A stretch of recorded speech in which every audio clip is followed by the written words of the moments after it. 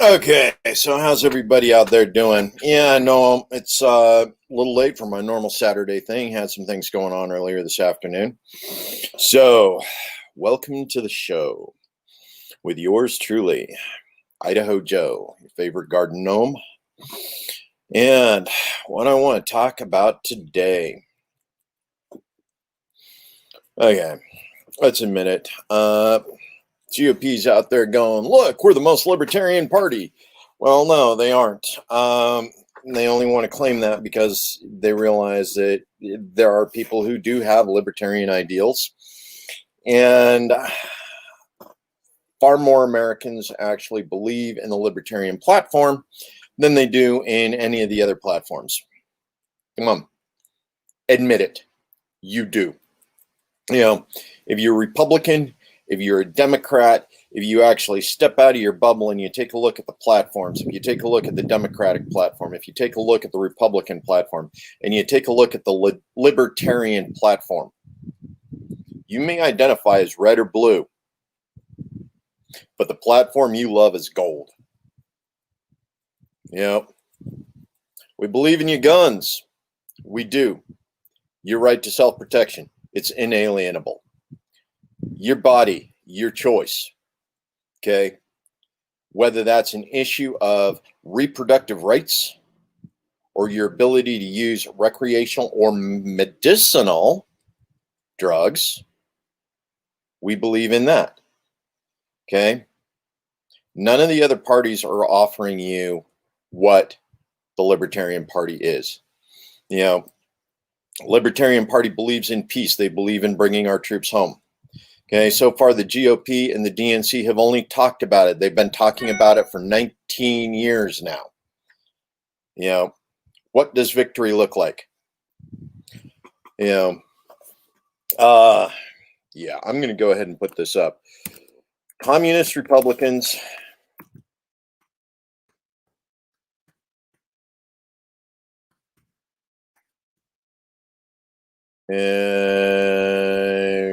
yeah, NeoLiberal, whatever it was. Yeah, I'm just going to leave it at Communist Republicans because that's what the Democrats and the Republicans are.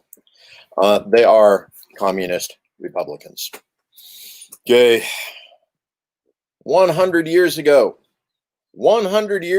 we did away with free trade in America. Okay.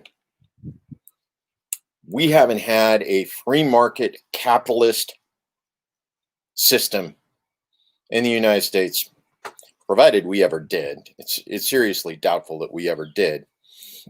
But 100 years ago, Eugene Debs, love the man, I do, because what he preached was community building, community activism, community organizing.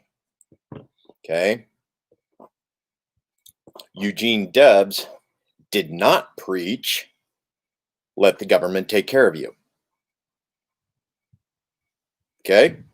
So it's just my take on that. I know there's a lot of people out there, believed in Eugene Debs saying, but the unions did great work. Well, if the unions had done great work, we wouldn't have to rebuild it after the government started doing the union's job for them. And then, decided not to. So, community organizing, Eugene Debs style, keep it local. It's one thing to want, workers of the world to unite. But at the end of the day, you can't centralize worker organization. You cannot centralize community organization. You cannot centralize government to the degree that happened as a result of Eugene Debs and his participation in the United States government 100 years ago. So, what does that mean to community organizers? Do your community organizing. Okay? Power to the people. The only way power to the people actually works is if you keep the power local. So, community organizing. Right now, we got Democrats. Who's seen the tweet? We had Donald Trump come out and say, most libertarian president ever. We're bringing our troops home. Dude, it's 2 weeks before the friggin' election. If the troops aren't home already, they're not making it home before the election. Shut the hell up. Garbage. It's trash. You know, any promise made 2 weeks before the election, I've seen stop loss happen. Yes, stop loss. Okay?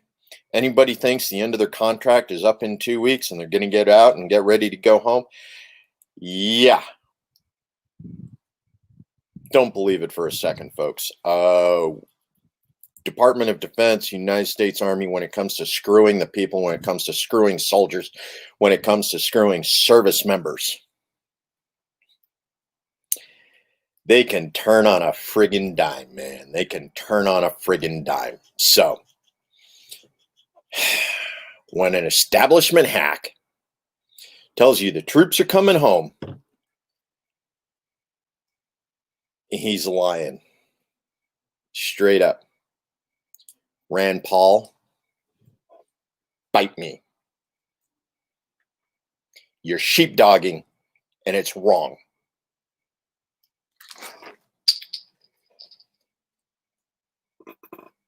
Yeah. He's sheepdogging, folks. Rand Paul saying, libertarians, support Trump because he's bringing he's sheepdogging. Trump isn't bringing the troops home. He's not. If he was, he would have done it 3.5 years ago. Okay. You want peace in our time? You elect libertarians. You don't elect party hacks. Okay. The DNC, the GOP, they've had 19 years.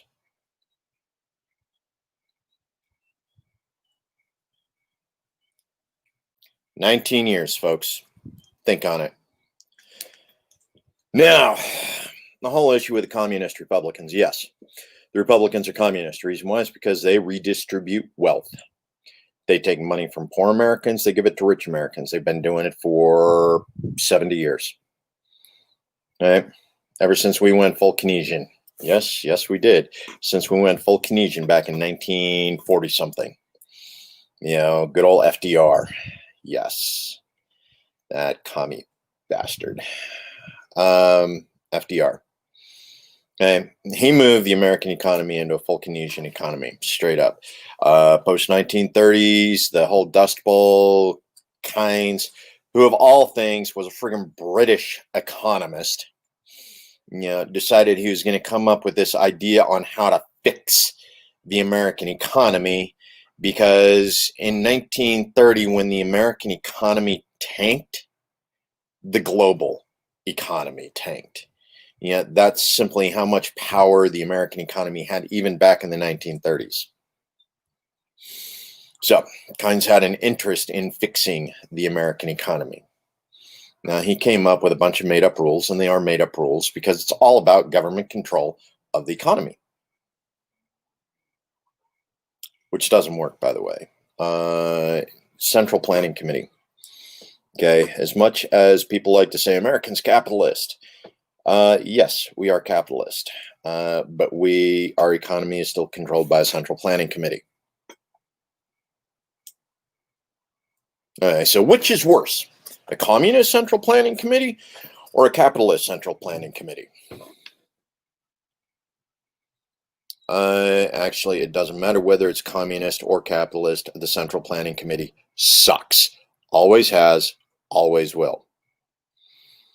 The fact that the United States got away with it for so long, yes, we did. We got away with it for a long time, was because by the end of 1945, we had totally demolished every other industrial nation in the world.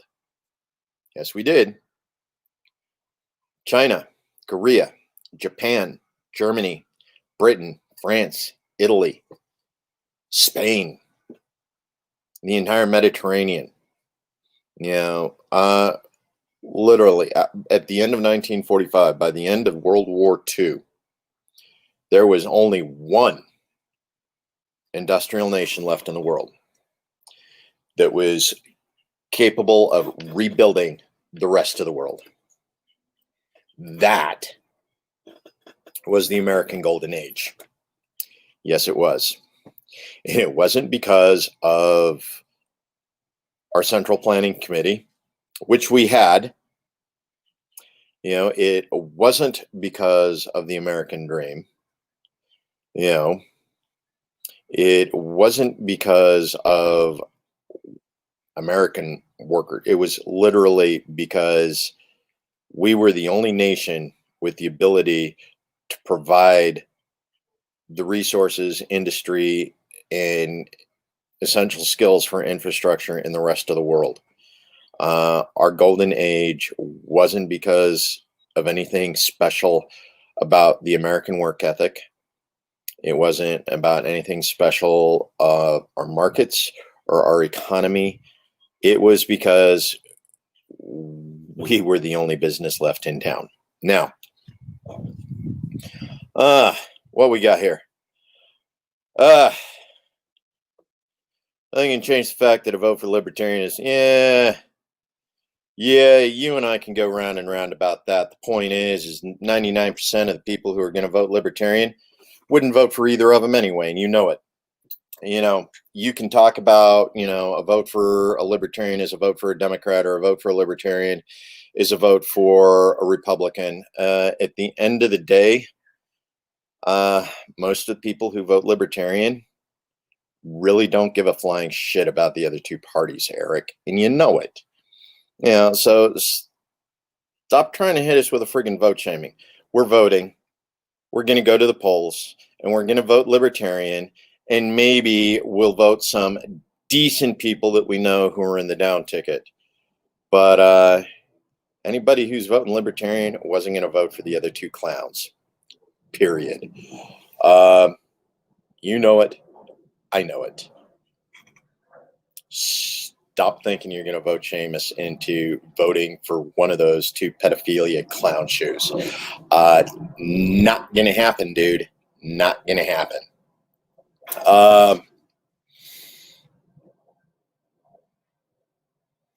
Yeah.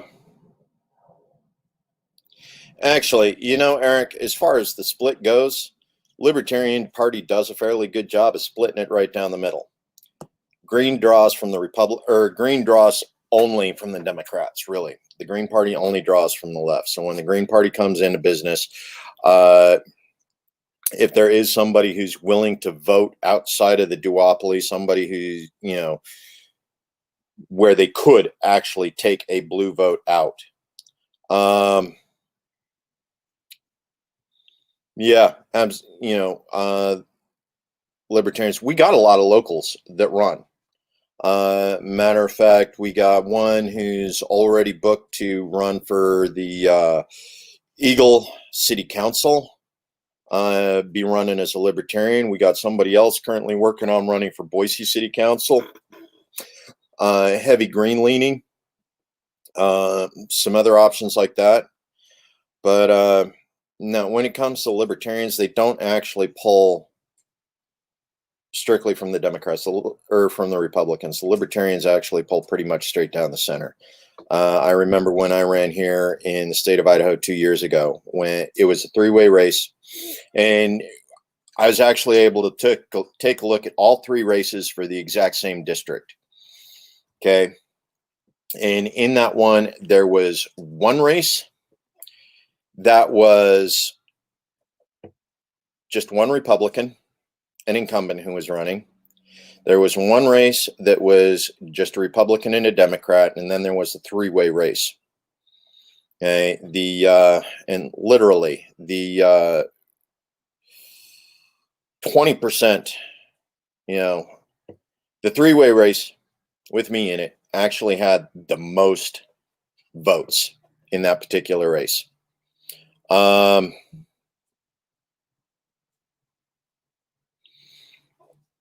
So the three-way race had the most votes, and literally there were like about 400 people who didn't vote in either of the other races that voted for me. In addition to that, there were about 300 from the Democrats and about 400 from the Republicans, that voted in in the two-way race that voted for the Libertarian. So in a three-way race, Libertarian pretty much pulls straight down the middle, especially if they're sticking to the Libertarian platform. You know, if you start looking at socially conservative Libertarian, they'll pull more from the right. Socially liberal Libertarian, which is what most of them should be according to the platform. I mean, all your rights all the time. You know, we think our gay neighbors should be able to get married and have guns to defend their pot plants. You know, the real social libertarian will pull from the left. But yeah, Jason, so not really worried about up ticket votes that aren't Democrat, but lower races. You know, okay. Now, for those of you who aren't aware, Jason, he loves tuning in to listen to my libertarian rants, but he's actually very involved in the Democratic Party right now. And especially in Idaho, where I've talked about this before, and Jason's fairly familiar with the issue. You know, an Idaho Democrat, yes, an Idaho Democrat is more conservative than a California Republican. Change my mind. You can't, because it's true. You know, as a general rule, your average Idaho Republican or your average Idaho Democrat is more conservative than your average California or New York Republican. It's just simply the nature of the demographic. But the problem is, when you run as a Democrat in the state of Idaho, you're tarnished by the national branding. Okay, they don't recognize you as a moderate Democrat. You know, they hear Swalwell out of California say, "We're coming to take your guns." You know, it's like automatically, you know, everybody with a D is now a bad guy. You know, Idaho Democrats love their guns. Idaho Democrats love to hunt. Idaho Democrats support farmers. You know, all those things that you don't hear from big city Democrats, from big state Democrats coming out of California or Oregon, Washington. You know, it's problematic. But the thing is, you still have the issue that you're beholden to the party and its party platform all the way on up and down. And right now, the National Democratic Party platform sucks. The National GOP Party platform sucks. The National Libertarian Party platform, I know there's some people that object to portions of it, but as a general rule, more people agree with the Libertarian Party platform than they do with either the GOP or the Democrat platform.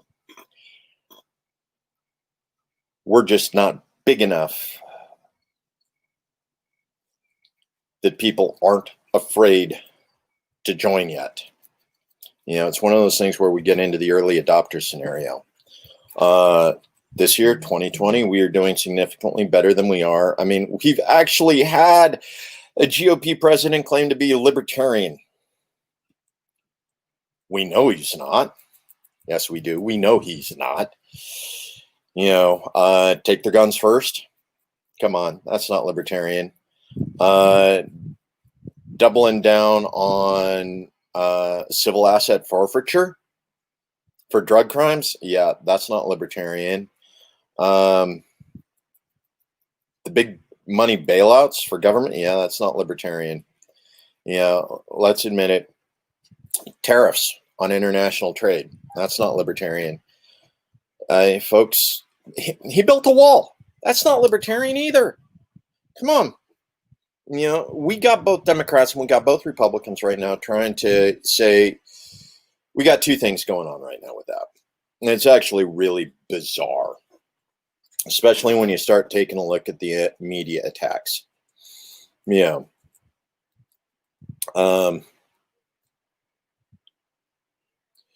Yeah, well,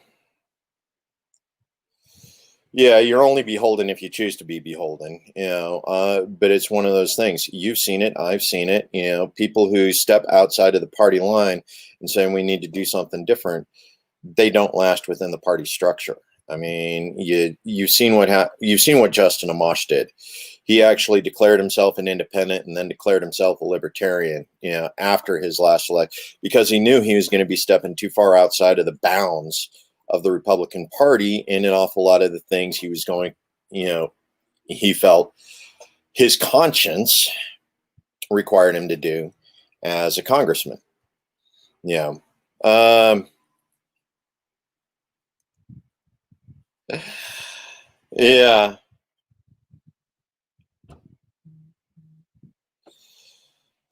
Yeah, the reality of the duopoly, if you want to play the game, you only have two sides to choose from. Otherwise, you're sitting on your Facebook Live bitching about the duopoly. Well, I'm here. I'm bitching. People are paying attention. Um, you know, uh, it's actually funny. Had a friend that caught the Trump rally at Ann Morrison Park today. I smell desperation. I do. You got people at a Trump rally saying we got people who are running as independents and libertarians that are really leftists. No, libertarian is not left, right. Independent isn't left, right. It's about the people. But we got people who, for some reason, think left of Biden is left. Yeah. It's what I'm hoping. It's what I'm hoping. I'm hoping this year actually does make some people honest. We can hope, right? Bring things back in line. If I bitch loud enough, if I complain loud enough, sooner or later people start recognizing, going, well, maybe we actually do need to shift the party platform a little bit because we're leaving people behind. When the libertarian starts looking at 10%, 15% of the population, and the GOP and the Democrats are both looking at it and going, why aren't those votes ours? What do we do to lose those votes? Of course, the problem is once the GOP actually hits, or once the Libertarian Party actually hits somewhere around 10 to 15% of the vote, that's critical mass, folks. I mean, literally, the snowball has started rolling down the hill.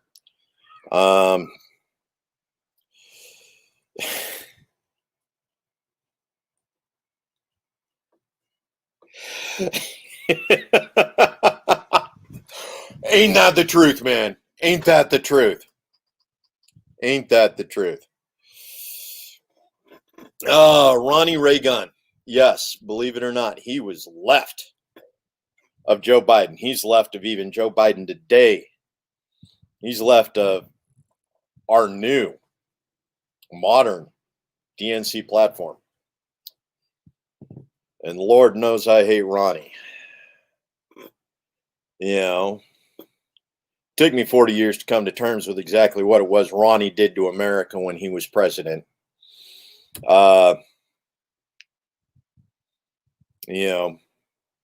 Keeping in mind that Joe Biden was a senator when Ronnie was president.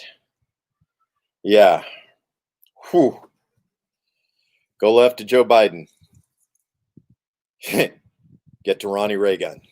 Absolutely. Or communist Republicans. Oh, yeah.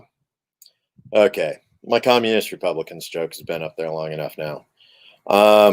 So it's Saturday. You guys got me for a little bit longer than usual. I'm going to stick around the full hour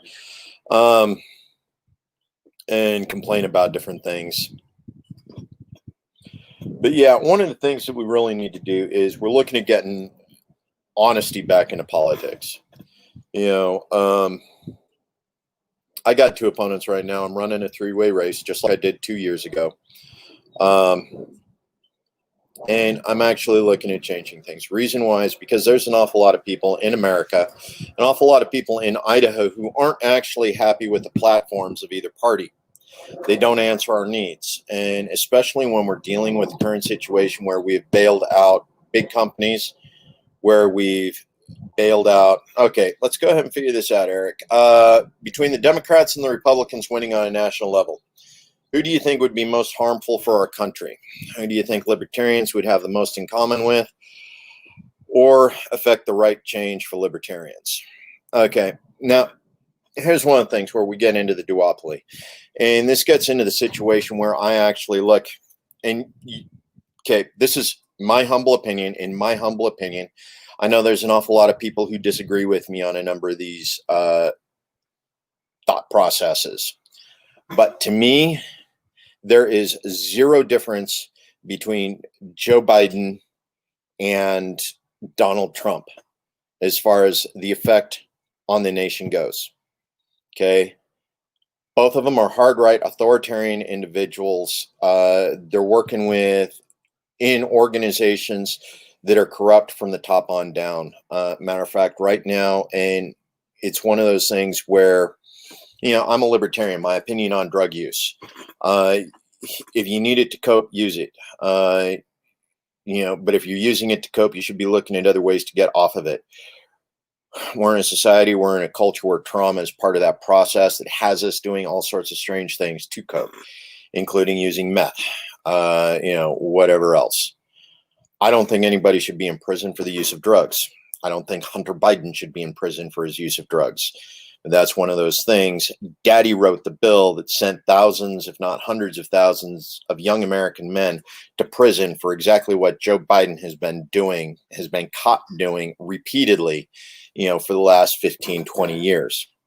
When you look at the amount of privilege that's being exercised in order to keep his son out of prison while he has sent, American sons and daughters to prison for exactly what his son is doing, we need to step back and we need to evaluate, is that really the kind of leadership we need? Someone who is willing, to play that degree of favoritism. Either send Hunter to prison or let everybody out. Come on, Joe Biden. Either let Hunter hit rock bottom like every other American son and daughter that you sent to prison, or we start working on releasing everybody. But that's one of those things. Even as far as vice presidents go, I see no difference between Kamala Harris and Mike Pence. They're both extremely authoritarian individuals. And what's worse, if you go back to C.S. Lewis and say there is no tyranny worse than the tyranny of those who exercise it in the best interest of their victims, yes, Kamala and Mike are equally bad on that level. The reason why is because they firmly believe that the destruction of human life is in the best interest of said human life.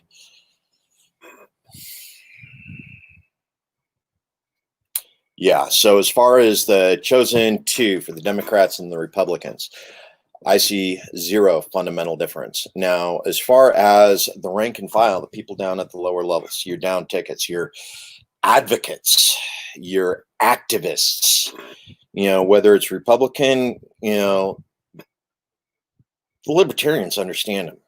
We get along. We have those common grounds. We understand, certain aspects of what's going on because we want to see the world get better, whether we're an activist on the Democrat side for social liberties, for civil rights, if we're an activist on the conservative side for, stronger economies and things like that. The rank and file, we see common ground on the left and the right all the time. Areas where we can come together. You can do what you want to do. City life has its own peculiar interests. Rural life has its interests. So when it comes to being able to look at the rank and file on the left and right between the Democrats and the Republicans, we can find common ground. I know Republicans, I know Democrats who want to end the war the way the libertarians do. I know Republicans and Democrats who want to see a freer economy, through a combination of deregulation and just awareness, being able to incorporate those small businesses into public services again. We got common ground all over the place as far as the left and right, at the street level, at the activist level.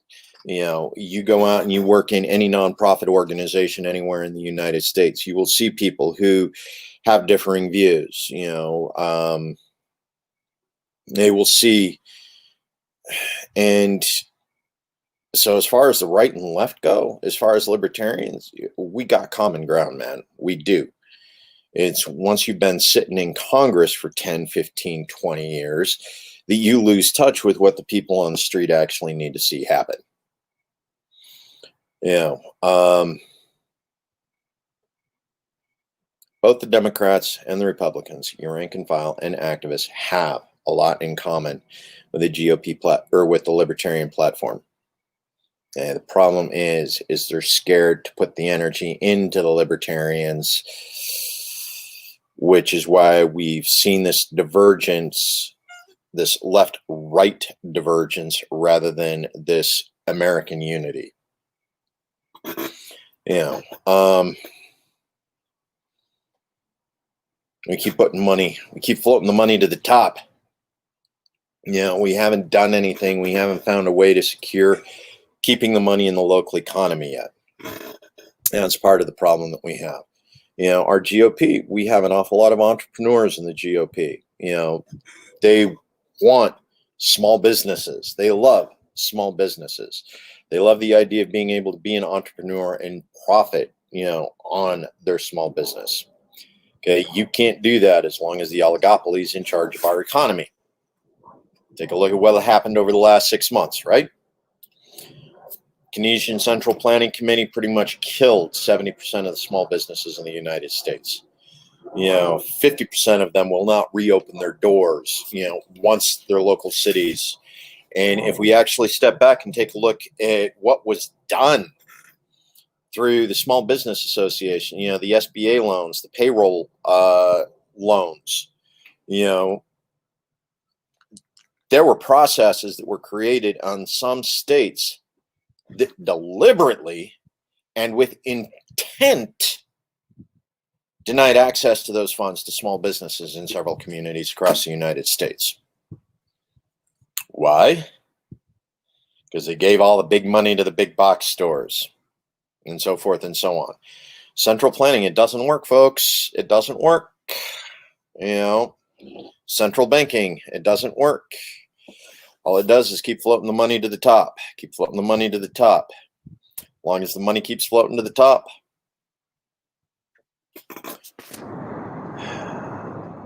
guys on the bottom are still going to be working. My dad, right now, I'm 52. And that means he's 73. My 73-year-old man still working as a clerk in a tobacco store because of how busted our system is. Okay, yeah, I won't deny he made some bad life choices over the years. I made some bad life choices. A lot of you out there in Facebook and Twitter land have made bad choices. I know you have. More than enough of you have had at least one divorce under your belt. I've had 2. My fortunate thing was I divorced the same woman twice. But that's a different life choice issue. Still love her. Awesome woman. Mother of my children. Just, yeah. One of those things. You know, but as long as we keep dealing with the way the system's broken, and, you know, even when we step out of it and we take a look at the way, you know, last year, state of Idaho went through and we cut out a third of our regulations in the state.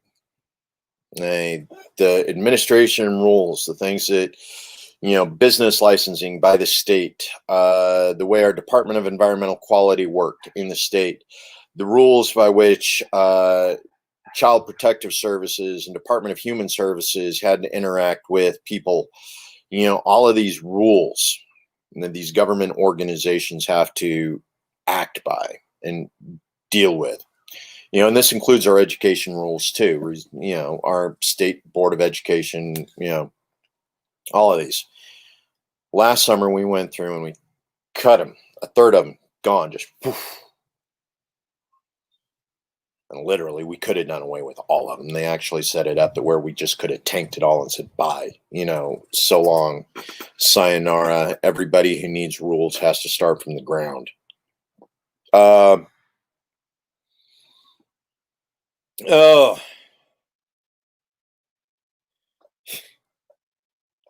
well, thank you for, saying my argument's at least relatively convincing. Brexit. Okay. Here's one of the things with regards to the European Union. When they went in and they decided to do that whole collage of the European Union and moved the headquarters of Europe to Belgium, despite the fact that the British had dominance over the European, countries, well, since forever, who's king of what, who screwed whose mother to, make sure that who's the king, who's the prince, all that feudalism that's still very much part of what goes on in European economies right now, the British House of Lords and all that fun stuff. Most of the European nations still have some degree of that authoritarian feudalism, lordship. So when they go in and they try and create a situation called the European Union, and now there is an organization that can tax all of the nations of Europe in order to, that they created a federal government. We have 50 states in the United States, and they went and took the 20 or so European nations and turned them into a confederation. The United States gave them a federal government with taxing authority.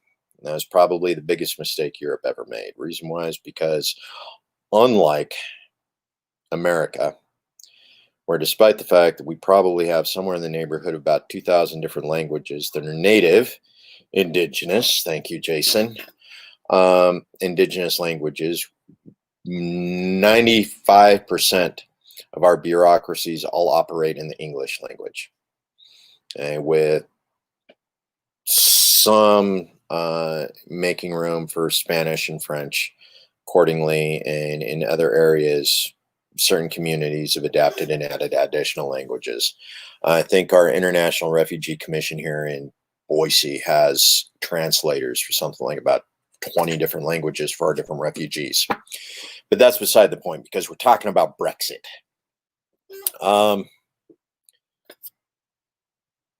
At the point that Brexit decided to Brexit, it essentially would have been the equivalent of one state in the United States deciding to secede from the rest of the nation, decide not to participate in the federal government.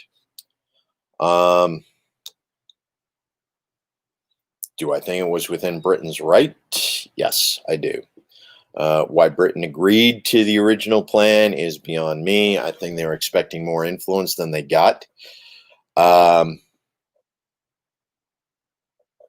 But yeah, I'm a firm believer Brexit's move outward. We do a pretty good job internationally right now as far as monitoring civil rights issues. Right now, some of the worst civil rights violations, human rights violations occurring around the world right now are generally fairly public knowledge. And we do a pretty good job in most cases of our public boycotting countries that are involved in those. Okay, now mind you, I did say public. Our public boycotts those nations. We don't buy from nations that we know have, however, our government apparently doesn't have those qualms, does it? Saudi Arabia right now is blowing the holy living bejesus out of Yemen. We're still buying Saudi oil. At least our government is. The reason why is because we have 11 aircraft carriers and 10 Army divisions, at least 4 of which are armor that need to be maintained and fueled. You know, we do our best on the public level to pay attention to what's going on with that.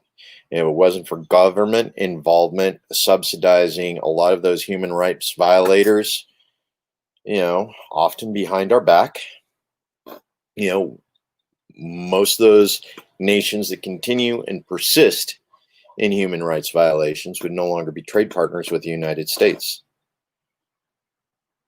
Right?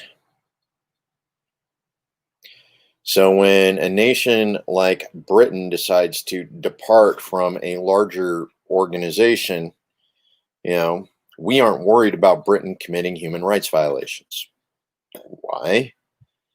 Because Britain's very much involved in what's going on with the rest of the world. As far as, matter of fact, Britain happens to be a leader in protection against that, especially once the free press is involved. Yes. Gandhi. Remembers Gandhi.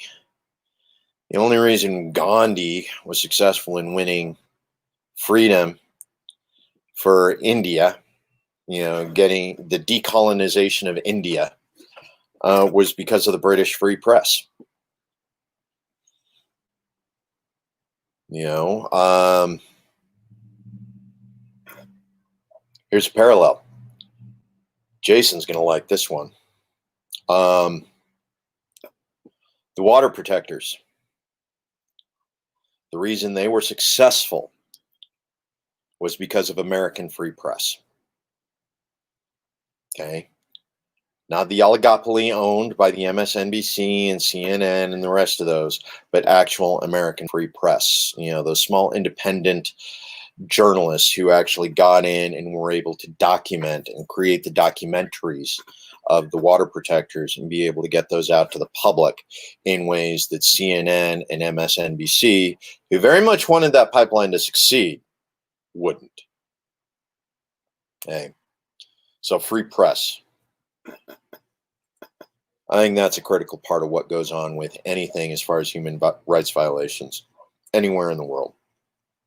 But, so as far as Brexit goes, I firmly support Brexit's exit from the European Union because I don't think a lot of the rules that the European Union was dictating to their countries were actually in the best interest of the countries or the communities they were created to assist in the first place. European Union has, don't even get me started on Erdogan and what Turkey's doing right now. That's some serious shenanigans on major levels. But what European Union was doing with regards to human rights, supporting unregulated immigration into all of the countries in Europe, they weren't doing a proper vetting process. You say that? I'm a libertarian. I'm a firm supporter of open borders. I want to be able to see people who want to work here in the state in America come to America and work. If people in Europe want to be able to go to a different country to work because that's where the work is, they should be able to. But if you are literally inviting criminals into your country with the intention of continuing and maintaining the criminal behavior, which is what you do when you move them into ghettos and slums like Dearborn, Michigan. Yes, Dearborn, Michigan is a mess. Reason why is because they moved the criminals in with the people that were trying to escape the criminals.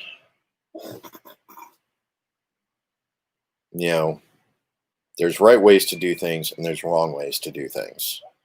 I like Idaho because Idaho's done a pretty good job of doing it the right way on some issues. Our refugee program here in the state of Idaho, one of the best in America. 100%. Back it. Every time. Refugee program in Michigan, dude, you guys suck. The refugee programs in Britain, in all of Europe, yeah, you guys suck. But yeah. Hey, Bruno, how you doing? What's going on? It's getting late. Sun's coming in on the set. Sun's coming in on me sideways here, folks. Um,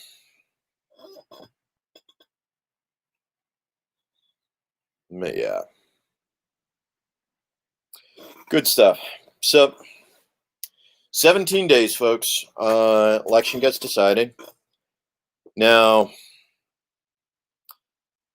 that's an interesting point because right now it's 17 days till the election is over. The election is now. It is ongoing. It is happening as we speak. There is early voting. There is absentee ballots. People are showing the world who they voted for. They're taking pictures of their ballot before they slide it into the ballot and mix it up. And this was actually one of those interesting things. Let me see if I can go ahead and pull it up here real quick. Maggie, Maggie O'Mara, she caught this earlier today. Okay, so give me a moment to do our favorite little screen share here. As long as we're talking about this. Okay, so do my Chrome tab, and I'm looking at Maggie O'Mara here. And we're going to do a little share. Let me pop on over here. Okay, so you take a look at that right there. So here in Idaho, we actually have a way to go in and check to see whether or not your ballot's been received, whether it's been counted. Okay, now in this particular instance, Just Leisha had gone in and actually done her check on her ballot. Okay, of course, Maggie caught it and retweeted and all of that fun stuff. But the thing is, you can actually check the status of your mail-in and to see whether or not your clerk accepted it and counted the vote. So election 2020, general election. Okay, the clerk received it. It was invalid. Contact your clerk. And so what you should see is received, valid, count, or something like that. You definitely shouldn't see invalid in your list if you go in and check it. But we have the sources to go in. If you did an absentee ballot, if you voted early, you can actually go in and check to see whether or not your ballot was valid. So for everybody out there who's already done the early voting, done the absentee ballot voting, verify, validate, make sure that your vote counts. It's important. It's critical. You know, I know there's an awful lot of people out there saying, I'm going to vote for Republican. I'm going to vote for Democrat. You realize that for every vote for a Libertarian or an Independent, that's a wake-up call for the duopoly. They literally have to look at that and go, we're drifting too far away from our base. You know, that's how you bring them back. You vote third party. So you guys aren't representing us anymore. Bring it back. You know, you get enough of your friends and family to come in and vote Libertarian, you know, or Green Party, or one of the other candidates. You know, I think there's like 6 left unity candidates right now running in the United States. At least 4 of them have access to 270 plus electoral college votes. Yeah, how do you end up with 6 left unity candidates? Come on, folks. Okay, so Eric, let's go ahead and talk about this. English language, the universal language of commerce for a reason. Well, it was the universal language of commerce with the English Empire. Remember when the sun never set on the English Empire? It's the reason why the English language is still universal. Hong Kong still speaks primarily English. Okay, turn the time when the world was opening up to so-called age of discovery, Britain. Yep, okay, so we're already in agreement there. Another interesting thing about the English language is that it seemed to be a compilation of many different. Oh, yeah. Oh, yeah. Yeah. All right, so you're actually got a run on here. So I'm going to have to finish reading this. Another interesting thing about English language is that there seems to be a compilation of many different languages these days. Old English is very different than what is spoken today. That is why, yeah, they cut it off. But no, it's one of the things. Even when I was back in high school, when I was learning German and when I was learning Spanish, I didn't take more than a single semester of either. But I did take some time to learn those, and even when I went back into language training for Korean, I came to understand just what a bastardized language English is. Yeah, and part of it is a number of cognates that come. It's all pigeon. You know, um, European lords would end up marrying into the British families, take over British lands. They'd speak one way. The serfs would have to learn the language, and everybody would end up adapting. Then you had all of the invaders that would come in. The Saxons, the Danes. Yeah, yeah. English language is just bad. But the thing is we went around the world, and Britain, and that was one of the things. Britain actually adopted this from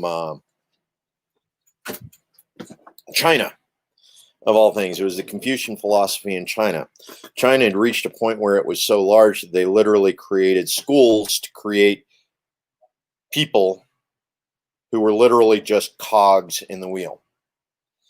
The scribes were able to translate the language in all of the different places where they went to do business. Well, as Britain took over Hong Kong, they realized what this Confucian thing actually represented as far as an ability to control and manage a global empire, because that's what Britain was at the time. It was a global empire.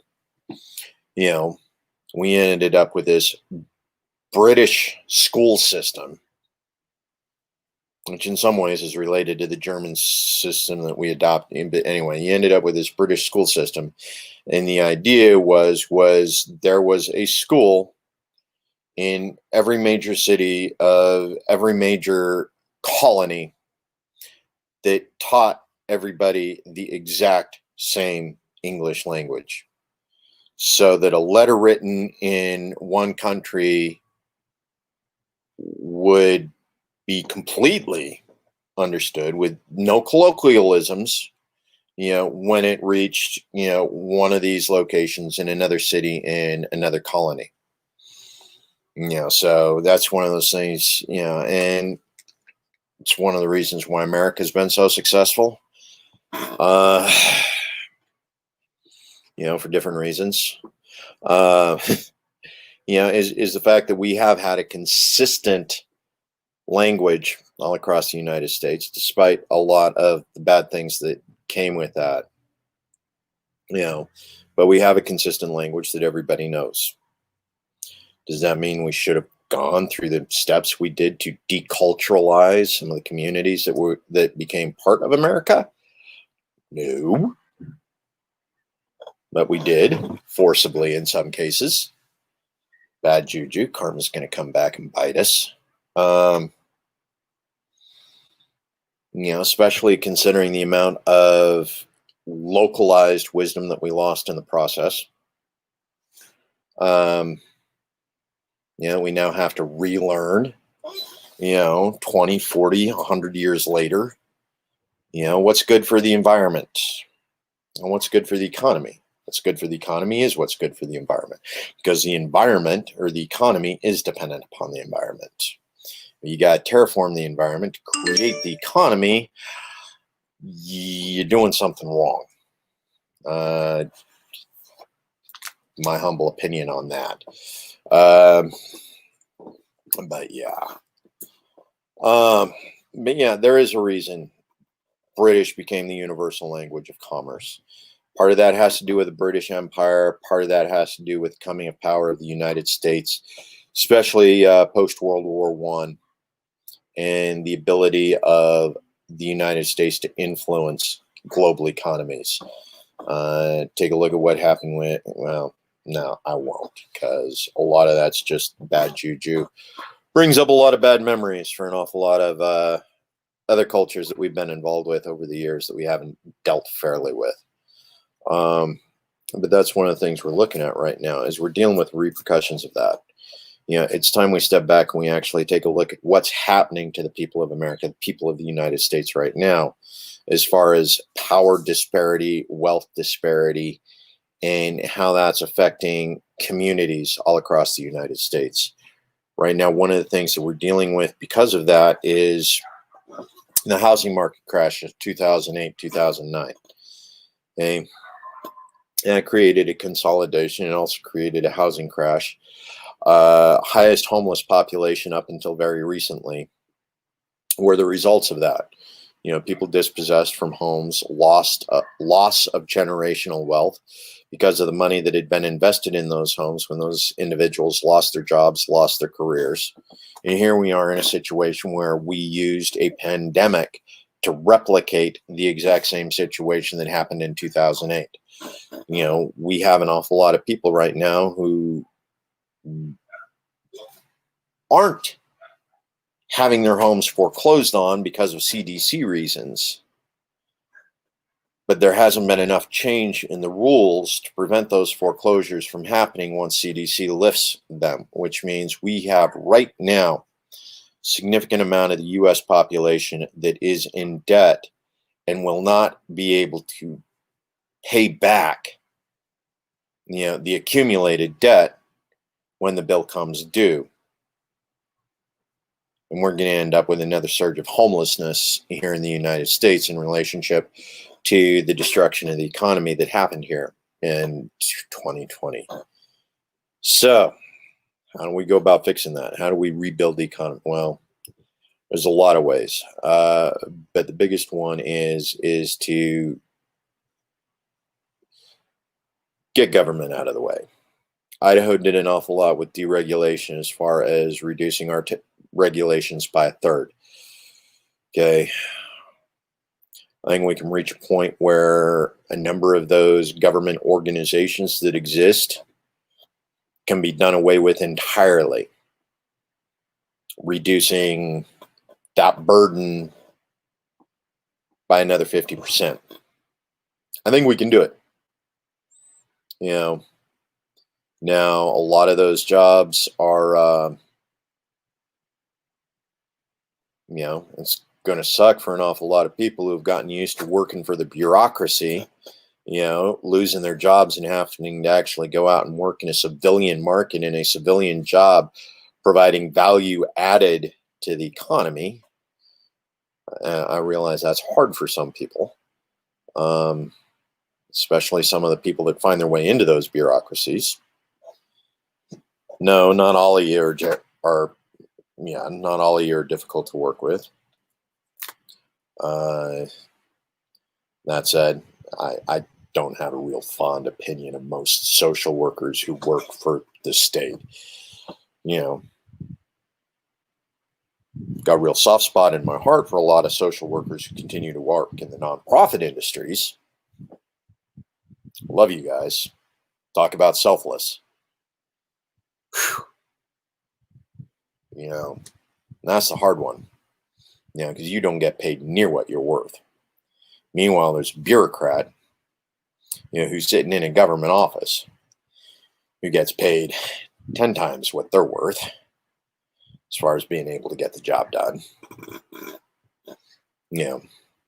That's the difference between a government organization, government bureaucracy, government state violence that manages to maintain those positions for those individuals versus, a nonprofit or an industry that actually has to succeed at what it does if it wants to stay in business. But that's one of those things. We don't need an awful lot of those businesses. We don't need government doing a lot of those jobs right now. we have a lot of very good resources right now in the nonprofit organization, in the nonprofit world. A lot of good people doing good work. Idaho, human trafficking. We got the Idaho Anti-Human Trafficking Coalition. Some of their policies I'm not a real big fan of. Reason why is because they do spend some of their money on lobbying for anti-sex work legislation. You know me, I'm pro-sex work. But I'm anti-trafficking. And there is a difference. I know an awful lot of people don't discern the difference. There is a difference between voluntarily doing the work and those who don't. So, as a general rule, I support our anti-trafficking coalition because they do anti-trafficking legislation. They do support that. And they do an awful lot of good work as far as helping rehabilitate sex trafficking victims. They do an awesome job. We got a couple other organizations that also do similar things on the same line of work.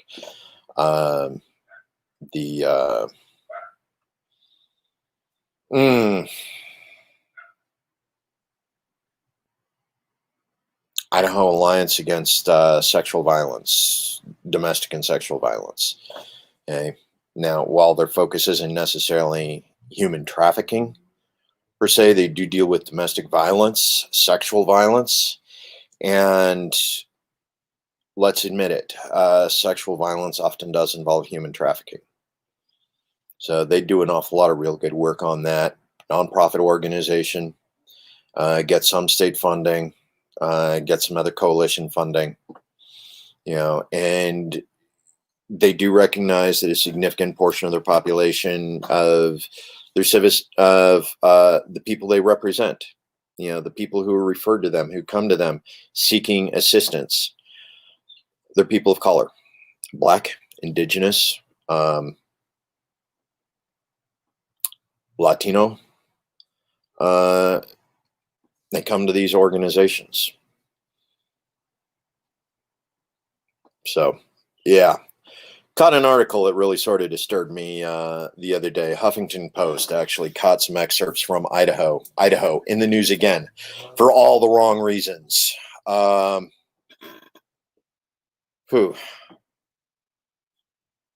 Yeah.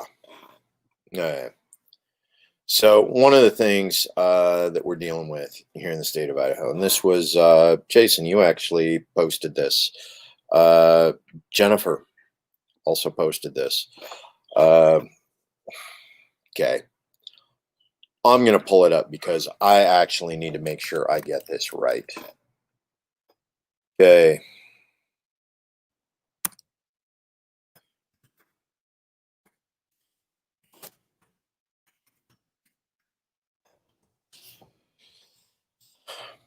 Okay. Idaho Coalition Against Sexual and Domestic Violence. Okay. I'm going to go ahead and post it here.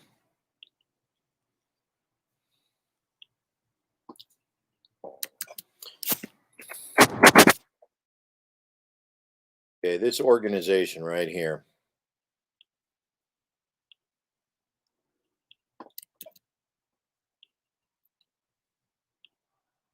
Idaho Coalition Against Sexual and Domestic Violence. This is a nonprofit organization in the state of Idaho. It's actually centered right here in Boise. I got some good friends that actually work for, with, and around the Idaho Coalition Against Sexual and Domestic Violence. Okay. Now, there was an article that came out not that long ago. Huffington Post. Okay.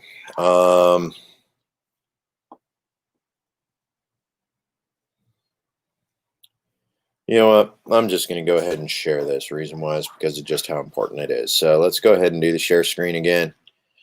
Let's take a look at this. Do the Chrome tab. And okay. So here we go. Police are cutting ties with domestic violence programs that support Black Lives Matter. Okay.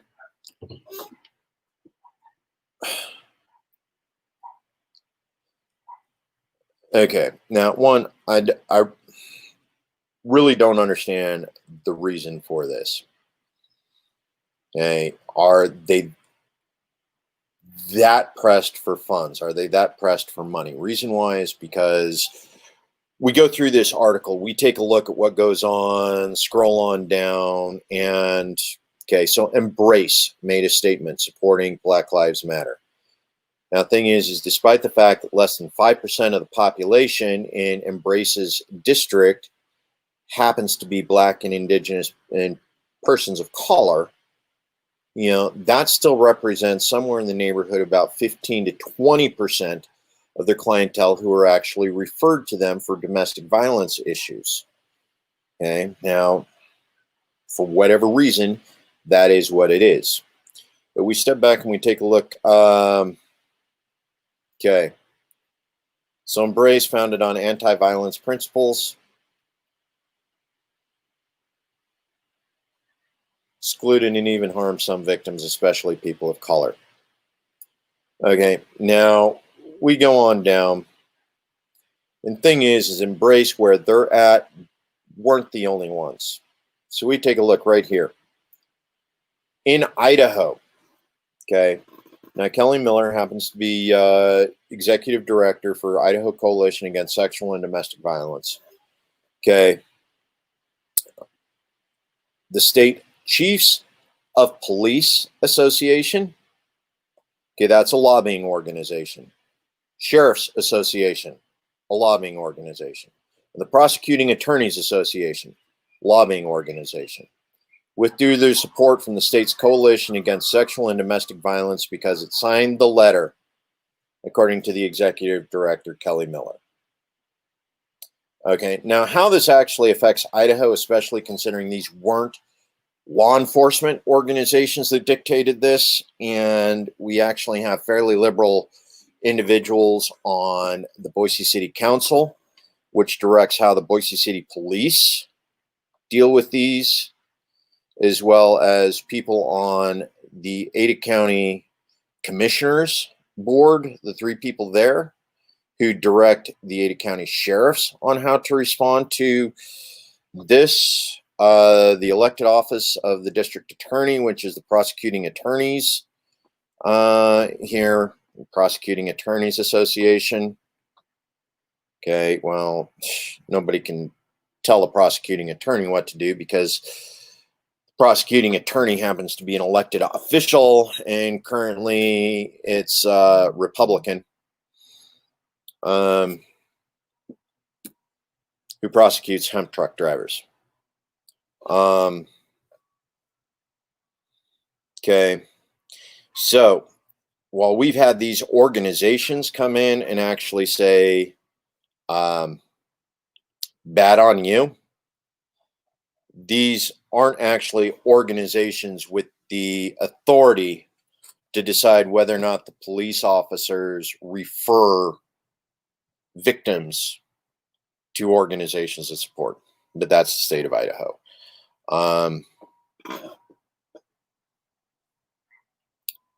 Yeah. Anyway, I'm running in an hour 10 here. It's been fun, guys, but right now I'm rattling on stuff that I'm pretty sure none of you are interested on at this point. Otherwise, you'd be commenting. Down to 1 live visitor at the moment. But yeah, these are lobbying organizations. These aren't actually the institutions. Let's go ahead and catch this up here, Eric. Libertarian platform and non-intervention in foreign conflict wars. Okay. We were dragged kicking and screaming into World War II, and a lot of that was by disinformation. We did emerge as a world power. Mind you, we were the first ones with nuclear weapons, and yes, there are now nuclear weapons.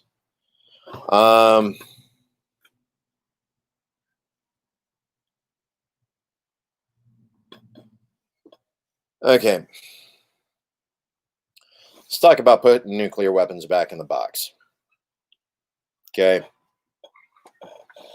We have nuclear weapons experts that literally say we only need 30 nuclear warheads. Okay? 30 nuclear warheads owned by any combination of governments in the world. That's all we need. That's mutually assured destruction right there. There is no magic anti-ballistic missile system that would prevent nuclear winter from occurring. You know, we don't need hundreds or thousands of nuclear warheads. 30. 30. And we guarantee the destruction of global societies. That's not quite right. We ensure the destruction of every society around the globe with a mere 30 nuclear weapons. So, why do we need thousands of them?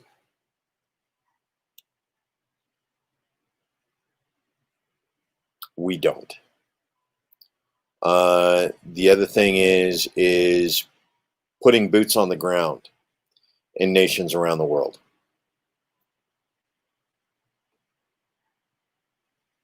If nukes are that bad, why do we need to put boots on the ground? Why do we need to have, we went in weapons of mass destruction in Iraq. At least that was the claim. Give me a moment. Let me go ahead and pop that up as long as we're going to talk about it.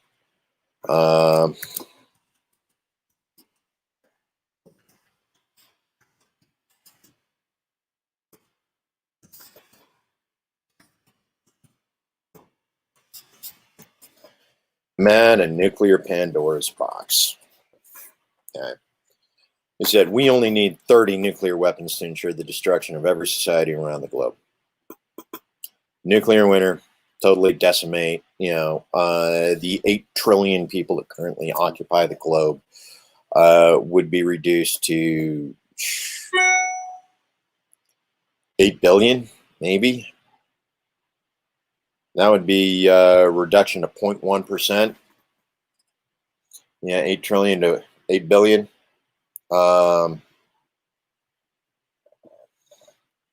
We can do that with 30 nuclear warheads. We have a relatively well-established balance of power with regards to the other nuclear powers in the world right now. Russia has no interest in a nuclear winter. The United States has no interest in a nuclear winter. China has no interest in a nuclear winter. Most of our global rulers that are actually nuclear capable have no interest in actually pushing the button. They understand the repercussions that come with that.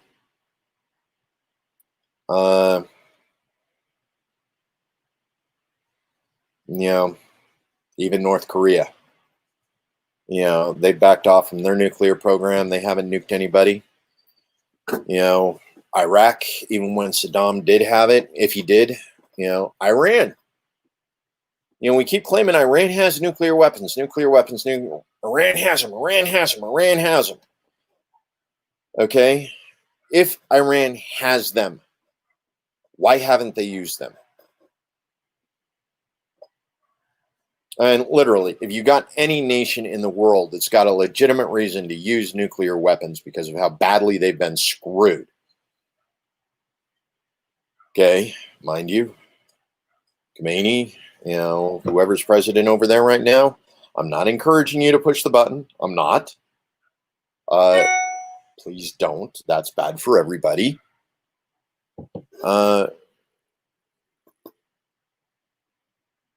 But literally, everybody who has access to those nuclear weapons is represented, understands what it represents. So for us to continue to go around antagonizing other nuclear powers with tariffs and violations of trade agreements, and just generally being really bad neighbors, which is what we've been doing for the past 40 years, is being really bad neighbors.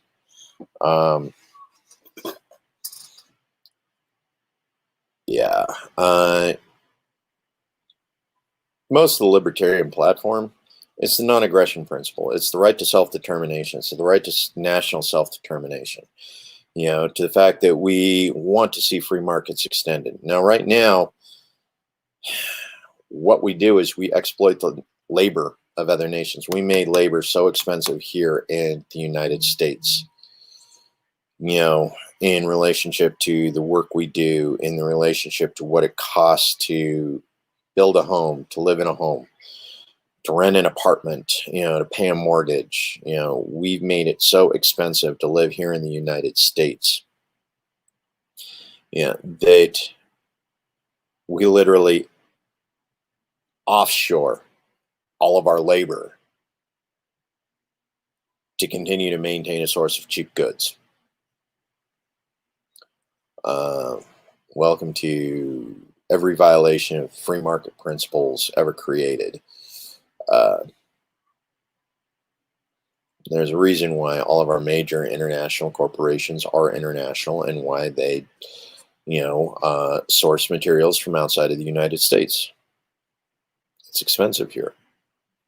It's extremely expensive. It's prohibitively expensive to recreate the scenario here because of the way we've interfered with the U.S. free market.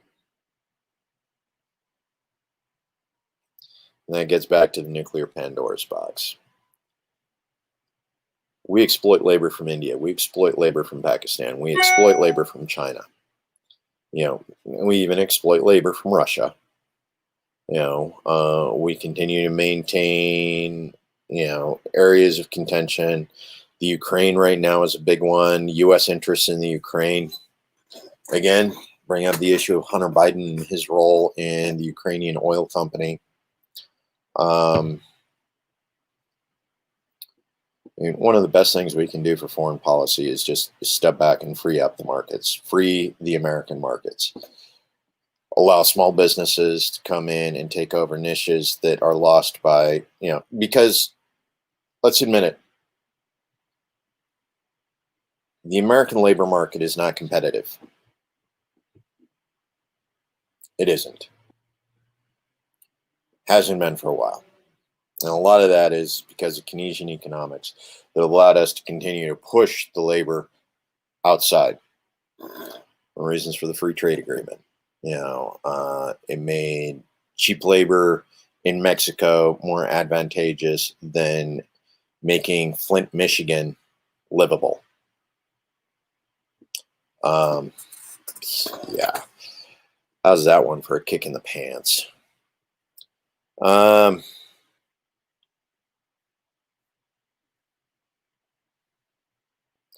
no, I think one of the things we can do as far as the non-intervention, as far as nuclear Pandora's box, is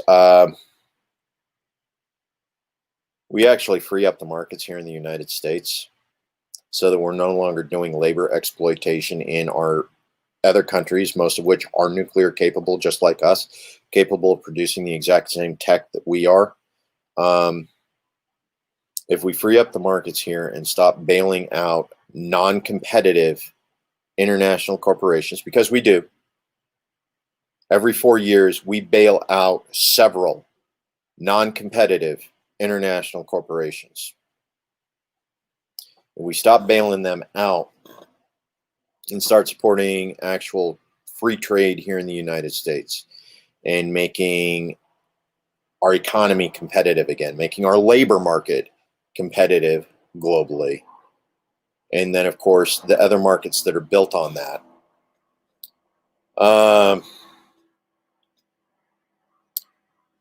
It's under a protective umbrella from the United States. Strong-arm tyrants take advantage. But see, that's one of those things, is just right now, who's a strong-arm tyrant? Who do they have to take advantage of? The only places where we've seen strong-armed tyrants continue to succeed is places where we don't have an economic interest, right? Somalia. Only reason why it continues to be run by tyrants and warlords is because we do not have an economic interest there. Afghanistan's an interesting one. Reason why is because we continue to support strong-armed tyrants in Afghanistan simply because of our economic interests there. So it really comes down to, are we interested in a humanitarian war, or are we continuing to support economic actions around the world? And again, a lot of that comes back to freeing up the markets here in the United States. We free up the markets here, a lot of those other countries will just sort themselves out. We take a look at what was going on in Afghanistan back in 1970, back before the Russians invaded in 1976. Or was it a little after that? Anyway, I remember the Russians invaded. Jimmy Carter was president in 1980 during the election when we boycotted the Summer Olympics that were being held in Russia because Russia had invaded Afghanistan. Now, the funny thing about Afghanistan, this is one of those history lessons, is at the time the Russians invaded Afghanistan, there were actually several joint Russian-U.S. nation-building efforts going on in Afghanistan at the time. It was one of the reasons why the Shah of Afghanistan actually moved to America, moved to the United States after the Russian invasion, because believe it or not, back in 1776, when we got tired of a ruler, we actually gave them the opportunity to retire in a country of their choice rather than getting them executed like we did Gaddafi and Saddam. We actually used to be polite to leaders we deposed back then. But at the time, there were joint operations going on. Morrison-Knudsen, now put this into context. And this is irony, because this goes back 40 years. Remember that, 40, 50 years. Okay, 50 years ago, we were in the middle of what we call the Green Revolution. Now, I'm not talking a green revolution like, the Green New Deal that's being passed around right now. I'm talking the Green Revolution was all of these brand new ideas in automated agriculture. Okay, industrial style. Tractors, fertilizers, petroleum-based, chemicals. I mean, Monsanto came in hardcore with all of these new techs and new gadgets and new ideas about how to do agriculture around the world. And it's like overnight agricultural production, 10 times more than what it was, doing before that. And all of it was these new agricultural ideas that were coming in. And Monsanto, no, not Monsanto, Morrison-Knudsen, which was a local Idaho dam building company. It was an engineering company right here in Idaho, was actually involved in building the largest dam in Afghanistan. I know some people have talked about this before. Let me go ahead and get rid of this since this isn't there. But Morrison-Knudsen Nature Center built this massive dam. Now, the irony is here we are in Afghanistan 50 years after this dam was built. Now, this was a technological marvel at the time because this had been built off of, the Hoover Dam, and certain other technologies. So not only was this providing irrigation for all of,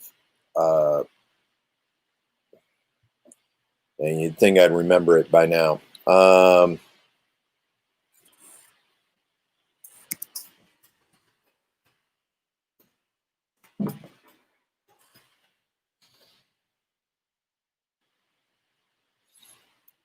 Let's see if we can take a look here. Okay, so I was in Kandahar, and the next one over was, let's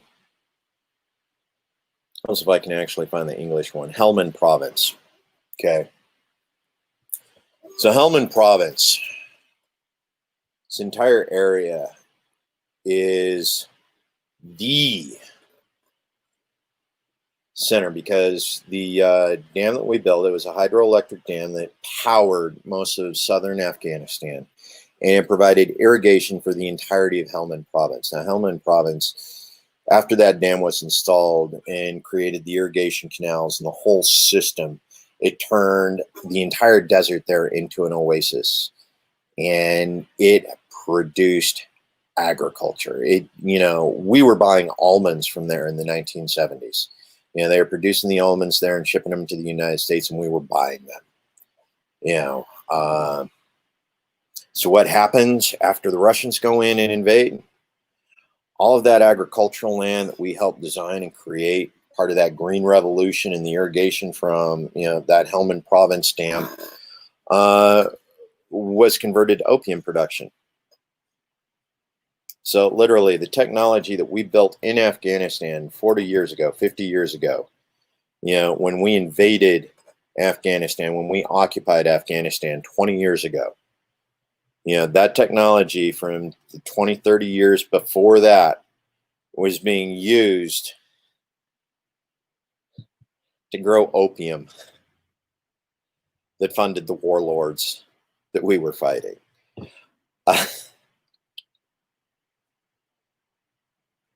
Talk about irony, man. Talk about irony. Anyway, Eric, you got me running on for 90 minutes today. What's with that? Okay, I really do got to call it. Love you guys. Like, share, comment. By all means, tell the world about me. You know where I'm coming from. I want to know where you're coming from. Remember, family, friends, community. As long as we got those three things, we can make anything happen. Organize, folks. Organize. Love you.